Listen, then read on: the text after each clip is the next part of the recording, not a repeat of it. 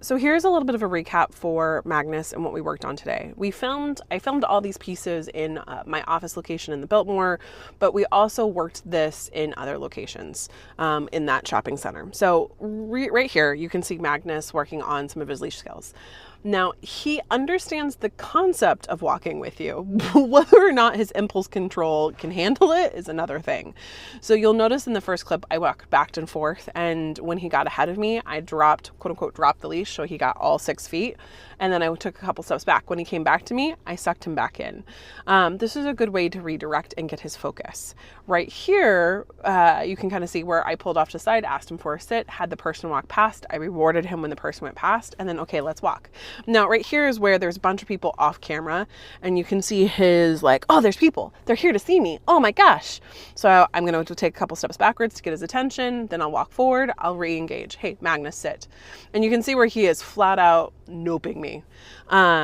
This is where you don't have to do heavy corrections on the leash. You can use your body pressure. So I'm using my body pressure like a leave it command where I step in front of him. And you can see where he's looking at me, but he's not fully giving me the attention or the full, hey, what am I supposed to do? He's only partially giving it to me. And right here, you saw that little jump. He's getting frustrated. There it is. With him, I'd say at most that you're going to need to redirect is about 3 times. He will test your patience, but if you're consistent in this will reduce drastically. Here's another location that we did filming. And so what you can't see is off to the left in the video where he pulls are people. So there's people about every 4 feet, honestly. So when my body's between him and the people, he's fine. There's no pulling. He walks beautifully. But when he is right next to the people, that's where you can see his, like, he's almost like a ping pong ball. He's like, oh, person.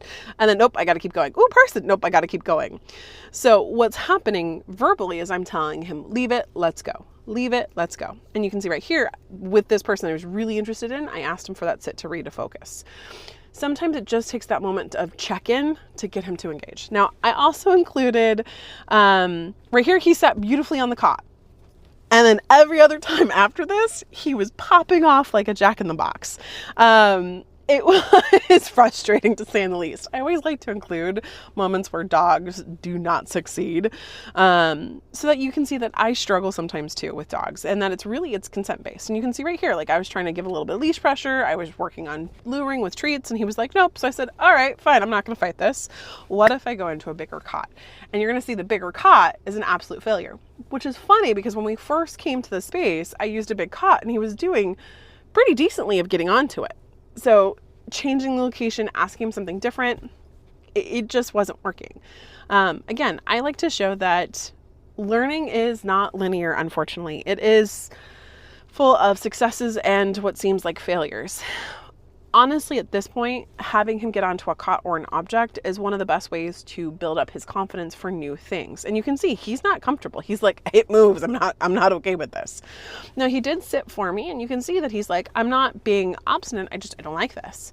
So I said, okay. I dropped the leash. I put the cot away, and now we're going to work on place or stay, but he's on the ground. Now, this you can see right here, much better, a lot more focused. But again, he's like, okay, 2 seconds are up. I'm going to walk to you.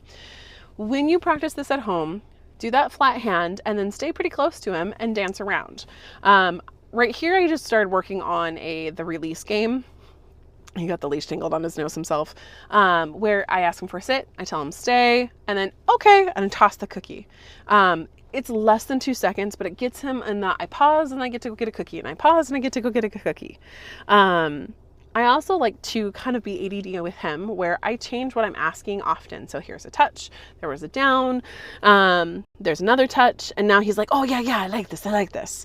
Something that kind of helps with that dopamine response where he gets to have fun. And this is the left hand where he was like, I don't know what a left hand is. When he struggles with something like that, take a big breath and pause. Let it hold it for 10 to 15 seconds. Let him work through the problem solving. That's where he'll have the success with it. Again, right hand, not a problem. He's got this. Left hand, better, but he does take a moment. So be messy with it. Have fun with it. We also worked on down and holding that down before he got rewarded. He tends to pop up as soon as you say down. So ask him for a sit, ask him for a down, pause, and then, okay. Now here we were doing puppy push-ups where he had to go sit, down, sit, but you can also do the reverse, down, sit, down. It may sound silly, but different things like this are good quick, easy. I did it correctly. It's a good dopamine game, especially after we do something hard like place and we're failing. So have fun with him, be goofy with him. Start playing the touch game, start doing touch around the house. Do it between Stuart and Magnus while you practice this.